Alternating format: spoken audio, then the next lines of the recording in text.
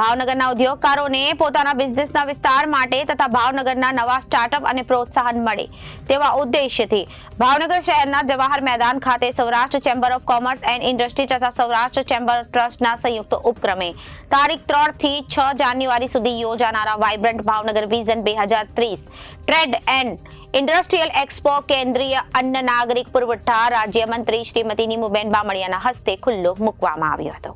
આગામી તારીખ 6 જાન્યુઆરી સુધી યોજાનાર આ એક્સપોમાં ખુલ્લો મુકાતા કેન્દ્રીય રાજ્યમંત્રી મતી નીમુબેન બામણિયાએ જણાવ્યું કે મહારાજા કૃષ્ણકુમારસિંહજીની આ પાવન ધરતી પર vibrant Bhavnagar vision 2030 trade and industrial એક્સપોનું આયોજન કરવામાં આવ્યું છે। તે ભાવનગરના વિકાસમાં ખૂબ જ મહત્વનું સાબિત થશે। તેમણે ઉમેર્યું કે આવનારા દિવસોમાં ભાવનગર મોટા ઉદ્યોગનું હબ બનશે। પ્રધાનમંત્રી નરેન્દ્રભાઈ મોદીજીના દૂરંદેશી નેતૃત્વને કારણે આજે આપણો દેશ નવી ઊંચાઈ હાંસિલ કરી રહ્યો છે। વડાપ્રધાન નરેન્દ્ર મોદીના નેતૃત્વમાં ભારત વિશ્વની ત્રીજી સૌથી મોટી અર્થવ્યવસ્થા તરીકે ઉભરશે। મંત્રીશ્રીએ વધુમાં જણાવ્યું કે પ્રધાનમંત્રી મોદીએ વર્ષ 2003માં વાઇબ્રન્ટ ગુજરાત ગ્લોબલ ઇન્વેસ્ટમેન્ટ સમિટની શરૂઆત કરાવી હતી, જેના લીધે ગુજરાત ઔદ્યોગિક વિકાસમાં અગ્રેસર છે। આ એક્સપોમાં માત્ર અમારા વેપાર ઉદ્યોગ સાંસ્કૃતિક વારસાને પ્રદર્શિત કરવાની અનન્ય તક નથી, પરંતુ આ આપણા રાજ્ય અને દેશના વિકાસમાં સક્રિય ભૂમિકા ભજવવાનું પ્લેટફોર્મ છે। આજના ડિજિટલ યુગમાં ભારતે ડિજિટલ ઇન્ડિયા હેઠળ અભૂતપૂર્વ ફેરફાર કર્યા છે। આપણે ટેકનોલોજી, ઇનોવેશન્સ અને ડિજિટલ પ્લેટફોર્મમાં માત્ર આંતરિક રીતે જ વિકાસ કરી રહ્યા નથી, પરંતુ વૈશ્વિક હબ તરીકે પણ ઉભરી રહ્યા છે।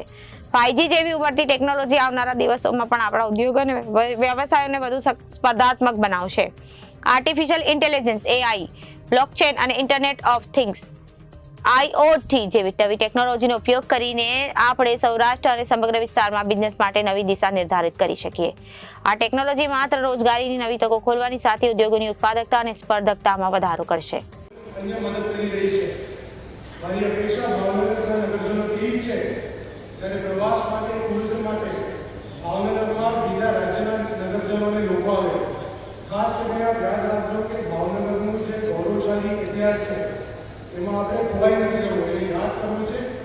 એમાં જે સારા કામ થયા છે ભૂતકાળમાં, એની રીતે પણ સારા કામ આપણે માનનીય સાંસદશ્રી અને આપણા તંત્રની રીતે અને સાથે કામ કરી રહ્યું છે।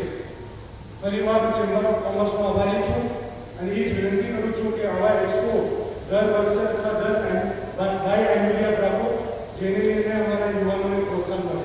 થેન્ક યુ અને જય Bhavnagar. Reporter Firoz Malik, ABC news Bhavnagar.